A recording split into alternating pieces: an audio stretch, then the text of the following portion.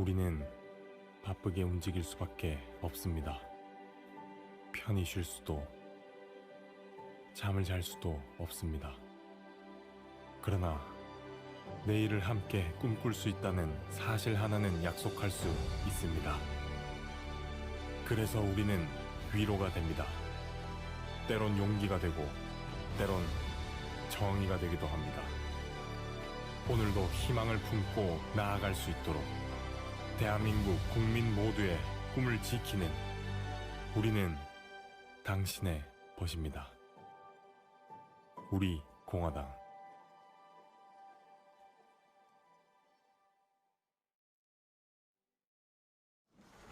중무제를 했습니다.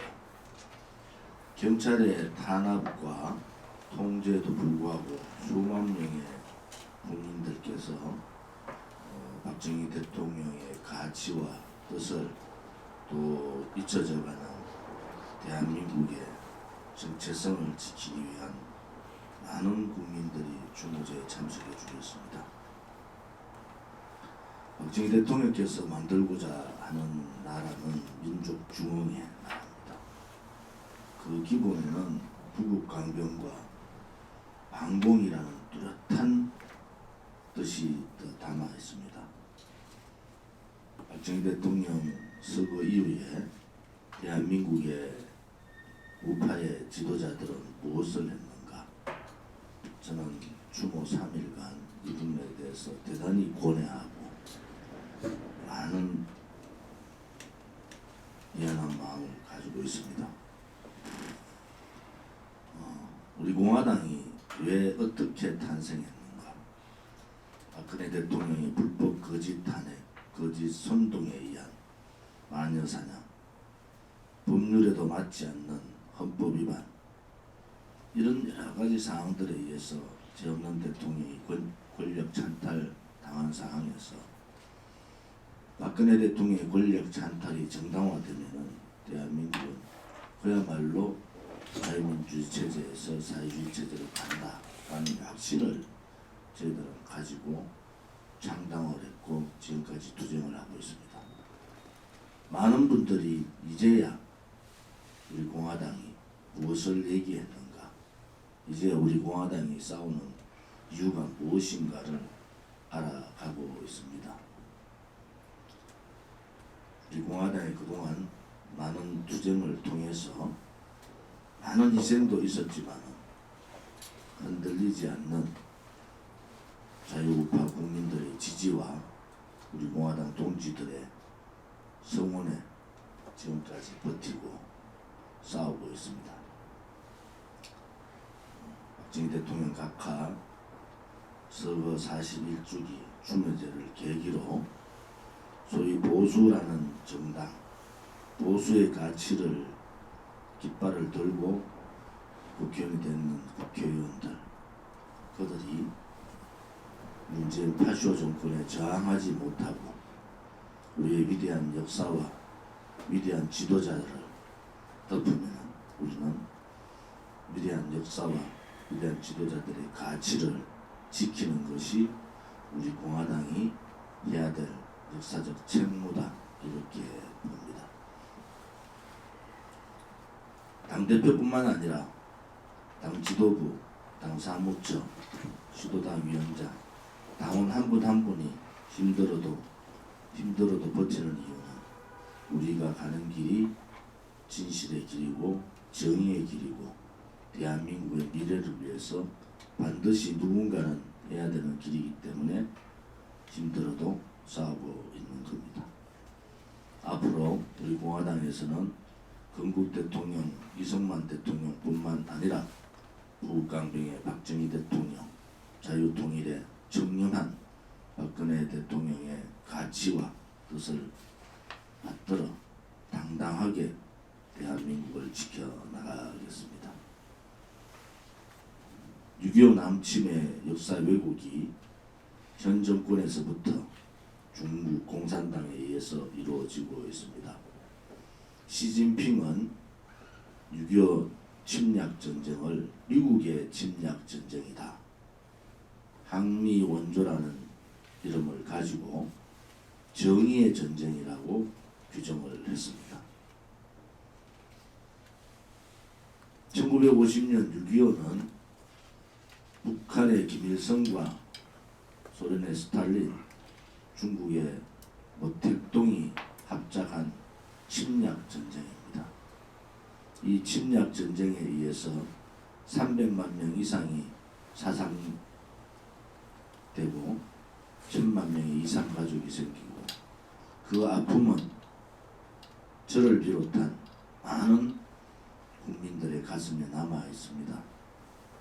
아무리 그들이 침략 전쟁을 정의의 전쟁이라 한다 하더라도 역사는 그것을 증명해 주고 있습니다. 소련의 비밀 문서가 공개되면서 그들이 얼마나 치밀하게 대한민국을 적화하려 했던가라는 부분이 나와 있습니다. 분명한 침략 전쟁이고 북한 괴뢰군에 의한 남침이었고 중공군에 의한 대한민국 통일의 저해가 분명히 있었습니다. 우리는 이 점을 분명히 하고 이 점에 대해서 중국과 싸워야 됩니다. 동북 공정은 고대사, 근대사까지의 역사 왜곡이지만 이 6.25는 현대사의 역사 왜곡입니다. 제2의 사드 보복과 같은 그러한 문화 침략이고 대한민국에 대한 내정 간섭입니다. 용서할 수가 없습니다. 우리 공화당은 전당 차원에서 이 중국 공산당의 무도한 역사 왜곡에 대해서 싸워야 됩니다.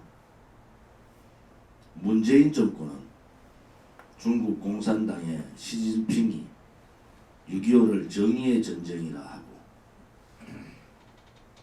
미국의 침략 전쟁이라 함에도 불구하고 벙어리 정권입니다.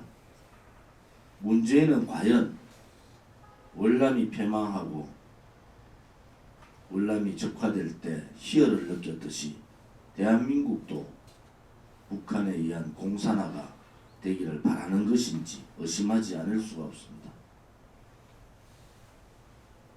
전국에서 이 부분에 대한 강력한 규탄과 저항이 있기를 바랍니다. 우리 공화당도 이 부분에 대해서 앞장서서 우리의 뜻을 국민들께 전달해야 됩니다. 지금은 미국과의 중국과의 전쟁을 뛰어넘어 자유주의 체제 블록과 공산주의 체제 블록과의 전쟁입니다.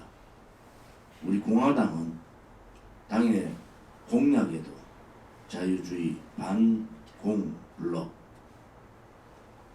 형성해서 새로운 자유민주주의 체제 블록을 형성하겠다고 선언했습니다. 한 번의 공약이 아니라 우리가 가야 될 길이 무엇인가 분명하게 했기 때문에 어느 정당도 어느 정치인도 말 한마디 하지 않고 있습니다. 공화당이 적극적으로 나서주기를 바랍니다. 이건희 삼성 회장께서 돌아가셨습니다.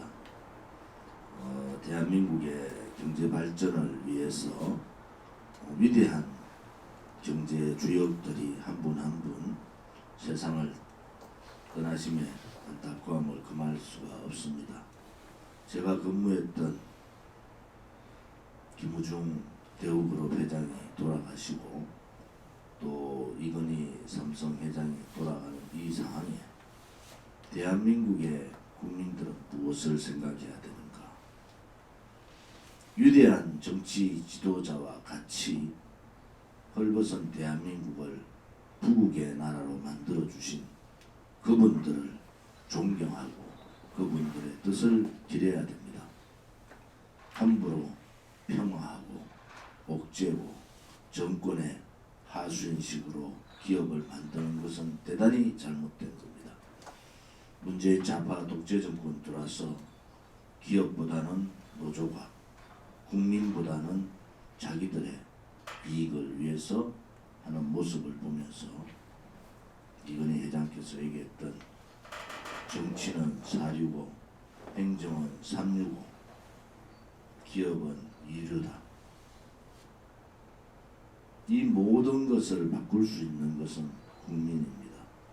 인류의 국민이 계시고 우리 공화당과 같이 정치, 정당 개혁을 3년 전부터 시작한 우리 공화당과 함께 새로운 정치의 장을 만들어야 됩니다.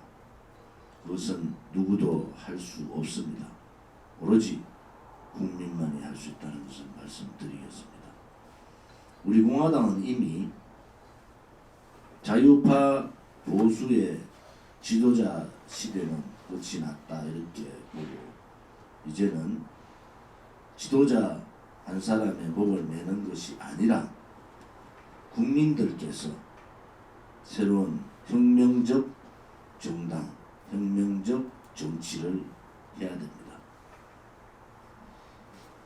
억울하게 감옥에 계신 박근혜 대통령께서 나오시면은 우리가 태극기혁명의 지도자로 모셔서 이러한 정당 정치 개혁에 공화당이 앞장서기를 저는 기원하고 있습니다. 앞으로 당에서 해야 될 일들이 대단히 많습니다. 지금 국회에서는 5.18 법안을 올려놓고 있습니다. 근현대사의 역사적인 평가는 후대가 하는 겁니다. 아직까지 5.18의 직간접적 영향을 갖고 있는 생존하는 사람들이 많은 상황에서 5.18 특별법을 통과시켜서 5.18에 대한 비판을 막는 것은 헌법 위반이고 있을 수 없는 일입니다. 5.18 유공자에 5.18 피해자 유족들에 대한 여러 가지 사항들은 저희들이 감안을 하고 있지만은 이러한 역사적인 비판 또 다른 시각에서의 생각조차도 못하게 하는 법은 헌법 위반이라는 것을 분명히 말씀드리겠습니다. 공수처 법안이 이번 주부터 본격적으로 공수처가 얘기될 겁니다. 우리 공화당은 작년 연말 공수처 반대 투쟁과 같이 공수처 반대 투쟁에 임할 생각입니다.